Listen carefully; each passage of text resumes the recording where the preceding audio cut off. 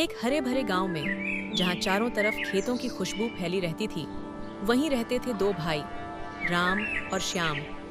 उनके पिता हरिदास एक ईमानदार और मेहनती किसान थे। उन्होंने अपनी पूरी जिंदगी खेतों में मेहनत करके अपने बेटों को पाला था। हरिदास हमेशा अपने बेटों से एक बात कहते थे। बेटा, जमीन से ज्यादा कीमती इंसानियत होती है, लेकिन वक्त बदलता है और कभी-कभी इंसान भी। एक दिन हरिदास इस दुनिया को छोड़कर चले गए। गांव में शोक की लहर छा गई और दोनों भाई अकेले पड़ गए। पिता के जाने के बाद उनकी थोड़ी सी जमीन दोनों में बराबर बांट दी गई। शुरुआत में सब कुछ ठीक था। दोनों भाई अपने अपने खेतों में मेहनत करते, साथ खाना खाते और एक दूसरे का ख्याल रखते। लेकिन धीरे धीरे राम के मन में बदलाव आने लगा। उसे लगने लगा कि मैं ज्यादा मेहनत करता हूँ, फिर भी लोग श्याम की तारीफ करते हैं।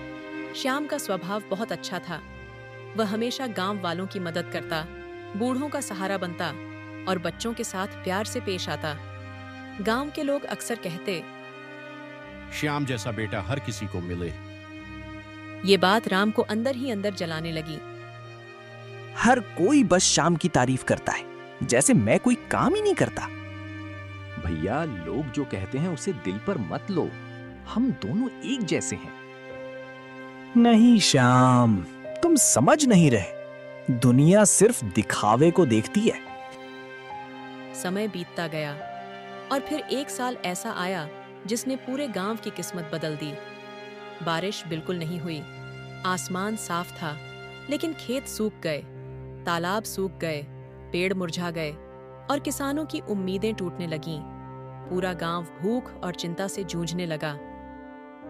अगर ऐसा ही रहा तो हम सब भूखे मर जाएंगे। इस मुश्किल समय में हर इंसान अपने अपने तरीके से हालात से लड़ रहा था। राम ने तुरंत फैसला लिया। उसने अपने सारे अनाज को इकट्ठा किया और घर के एक कमरे में बंद कर दिया।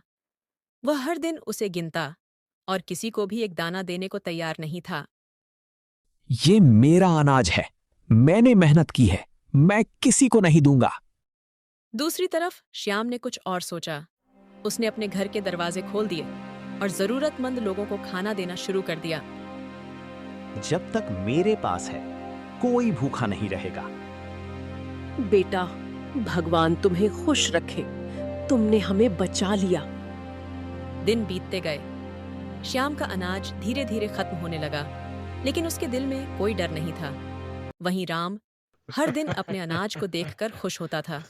उसे लगता था, मैंने सही फैसला लिया। लेकिन किस्मत को कुछ और ही मंजूर था। एक रात अचानक मौसम बदल गया। तेज हवा चली और नमी बढ़ गई। राम के कमरे में रखा अनाज धीरे धीरे सड़ने लगा। नहीं, ये कैसे हो सकता है? मेरा सारा अनाज खराब हो रहा है। कुछ ही दिनों में राम के पास कुछ भी नहीं बचा। वह अकेला पड़ गया। न कोई मदद करने वाला, न कोई सहारा। दूसरी तरफ श्याम के पास भले ही बहुत कम अनाज बचा था, लेकिन पूरे गांव के लोग उसके साथ खड़े थे। श्याम ने हमें बचाया था, अब हम उसे कभी अकेला नहीं छोड़ेंगे। गांव के सभी लोग मिलकर श्याम के खेत में काम करने लगे।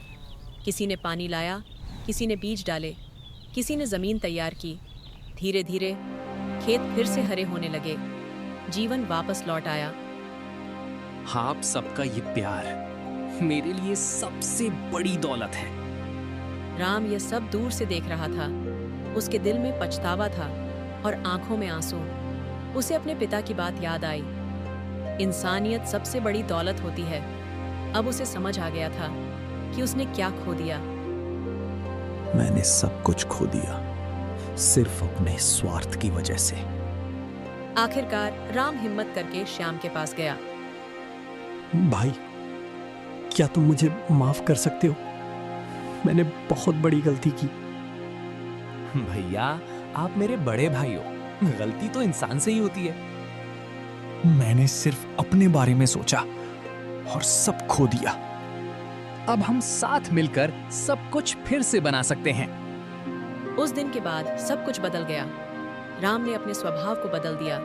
वह अब दूसरों की मदद करने लगा। दोनों भाई फिर से साथ रहने लगे और इस बार उनके बीच कोई दूरी नहीं थी। गांव में खुशियां लौट आईं। आज समझ आया, असली दौलत पैसे या अनाज नहीं, बल्कि लोगों का प्यार है। और जो बांटता है वही सबसे अमीर होता है।